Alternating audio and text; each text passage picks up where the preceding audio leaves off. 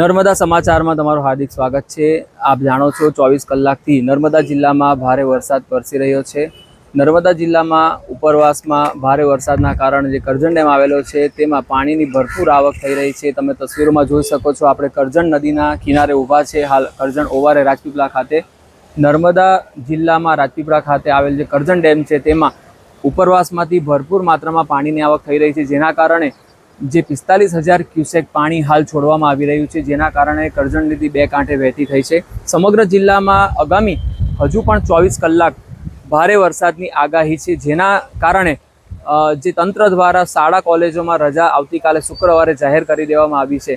તો જિલ્લાની જો અલગ અલગ વિસ્તારોની વાત કરીએ તો મોવી પાસે આવેલા જે ડાયવર્ઝન છે તે ધોવાયું છે, જેના કારણે ત્યાંનો વાહન વ્યવહાર બંધ થઈ ગયો છે।